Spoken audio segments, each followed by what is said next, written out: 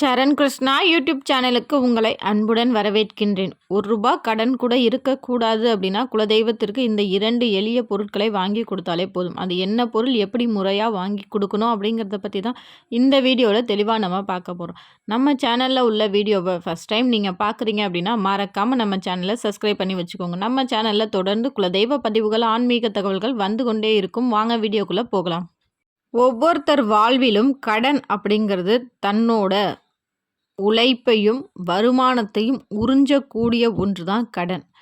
கடன் நம்ம எவ்வளோ தான் உழைச்சி கட்டினாலும் கடன் பலருக்குமே முழுமையாக அடையவே அடையாது.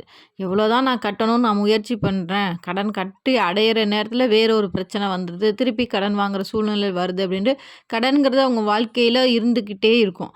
அப்பேற்பட்டவங்க கட்டாயம் குலதெய்வத்தை மனதார வேண்டிக் கொண்டு இந்த எளிய 2 பொருட்களை வாரம் ஒரு முறை கோவிலுக்கு வாங்கிட்டு வந்து கொடுத்தாலே போதும். கண்டிப்பாக உங்கள் கடன் விரைவில் அடையும். அப்பேற்பட்ட எளிய அற்புதமான சக்தி வாய்ந்த இந்த 2 பொருட்கள் என்ன அப்படின்னு பார்த்தீங்கன்னா, ஒன்று தாமரை, வெண்தாமரை, மற்றொன்று குங்குமம். குலதெய்வத்திற்கு வாரம் ஒரு முறை செவ்வாய்க்கிழமை அப்படிங்கிறது கடன் அடைகிறதுக்கு மிகவும் உகந்த நாளாகவே கருதப்படுகின்றது.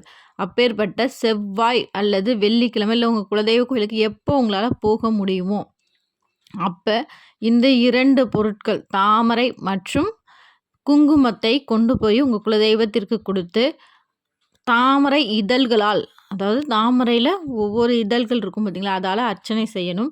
அடுத்தது குங்குமத்தால் அர்ச்சனை செய்யணும். இப்படி தொடர்ந்து செய்து வரும்போது கட்டாயம் உங்கள் கடன், உங்கள் வாழ்க்கையில் ₹1 கடன் கூட உங்களுக்கு இருக்கவே இருக்காது. அவ்வளோ விரைவில் உங்கள் கடன் அனைத்துமே அடைஞ்சிரும். அடுத்து கடன் வாங்குகிற சூழ்நிலையும் வரவே வராது. இப்போ பலருக்குமே மிகப்பெரிய கேள்வி, வாரம் ஒரு முறை குலதெய்வ கோவிலில் கொண்டு போய் இதை கொடுக்கணுமா? வாரம் வாரம் எங்களால் குலதெய்வ கோயிலுக்கு போக முடியாது, எங்கள் குலதெய்வம் மிக தொலைவில் இருக்குது, எங்களால் வாரம் ஒரு முறை குலதெய்வத்திற்கு இந்த 2 பொருட்கள் கொடுக்க முடியாது, நாங்கள் என்ன செய்வது? கண்டிப்பாக உங்கள் குலதெய்வம் எந்த பெருந்தெய்வத்தின் வடிவம் என நீங்கள் ஃபஸ்ட்டு தெரிஞ்சுக்கோங்க. உங்கள் குலதெய்வம் ஆண் தெய்வமாக இருந்தாலும் சரி, பெண் தெய்வமாக இருந்தாலும் சரி, அவங்க நெற்றியில் பார்த்தீங்கன்னா பெண் தெய்வங்களுக்கு பட்டை போட்டிருந்தாங்களோ இல்லை ஆண் தெய்வங்களுக்கு நாமமோ பட்டையோ இருக்கும். அப்படி இருக்கும்போது அந்த தெய்வம் பட்டை போட்டிருந்தா அது சிவனின் அம்சமாகவும், நாமம் போட்டிருந்தா அது விஷ்ணுவின் அம்சமாகவும் கருதப்படுகின்றது. அந்த பெருந்தெய்வத்தின் அம்சம்தான் உங்களோட குலதெய்வம். அப்படி இருக்கும்போது உங்கள் வீட்டுக்கு, நீங்கள் இருக்கக்கூடிய இடத்துல உங்கள் வீட்டுக்கு பக்கத்துலேயே எந்த கோவில்கள் இருக்கோ உங்கள் குலதெய்வத்தின் அம்சமாக, இப்போ உதாரணத்துக்கு சொல்லணும்னா என்னோட குலதெய்வம் அம்மன் அப்படின்னா நான் இங்கே அருகில் உள்ள அம்மன் கோவில்களுக்கு வாரத்தில் ஒரு நாள் செவ்வாய்க்கிழமை நான் வெண்தாமரையும் குங்குமத்தாலும் என் குலதெய்வத்தை மனதார வேண்டிக்கிண்டு, அம்மா எனக்கு கடன் ஒன்றுமே இருக்கக்கூடாது, என் கடன்லாம் சீக்கிரம் அடைஞ்சிடணும் அப்படின்னு சொல்லி மனதார வேண்டிக் கொண்டு நான் அந்த கோவிலில் போய் என் குலதெய்வமாக அவங்கள பாவித்து அவங்களுக்கு அர்ச்சனைகள் செய்து வரும்போது, வாரம் வாரம் நான் செஞ்சுக்கிட்டே வரும்போது கட்டாயம் எனக்கு கடன் அடைந்தது உங்களுக்கும், நீங்களும் இதே போல் செய்யும்போது கட்டாயம் உங்களுக்கும் கடன்கிறது விரைவில் அடையும். ஒரு தாமரை தான் வாங்கி கொடுக்கணுமா அப்படின்னு கேட்டிங்கன்னா கட்டாயம் அது உங்கள் வசதிக்கேற்ப ஒரு தாமரையாவது வாங்கி கொடுக்கணும். அப்படி இல்லை அப்படின்னா 21 தாமரை, 51 தாமரைகளில் தாராளமாக நீங்கள் அர்ச்சனை செய்யலாம். செய்து அதற்கு பிறகு குங்குமத்தால் மறக்காமல் குங்குமத்தாலும் அர்ச்சனை பண்ணி அந்த குங்குமத்தை மிச்சத்தை கொஞ்சமாக பிரசாதமாக வாங்கிட்டு வந்து உங்கள் வீட்டில் வச்சு தினமும் நெற்றியில் இட்டு வாருங்க.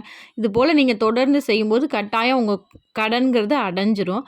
அடைந்து முடிந்த பிறகு உங்கள் குலதெய்வ கோயிலுக்கு நீங்கள் எப்போ போகிறீங்களோ, இல்லை பாதி கடன் அடைஞ்சிருச்சு அப்படின்னாலும் உங்கள் குலதெய்வ கோயிலுக்கு போகிறதுக்கு உங்களுக்கு பாக்கியம் வருது அப்படின்னா கண்டிப்பாக குலதெய்வ கோயிலுக்கு போகும்போதும் இந்த வெண் தாமரையும் குங்குமமும் கையோடு எடுத்துகிட்டு போய் உங்கள் குலதெய்வத்திற்கு அர்ச்சனை செய்து வாங்க.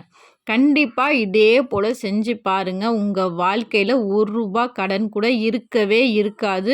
மிக மிக எளிய பரிகாரம், அனைவராலும் செய்யக்கூடிய பரிகாரம், அதிசக்தி வாய்ந்த பரிகாரம். எல்லாராலையும் நீங்கள் செஞ்சு பாருங்கள்.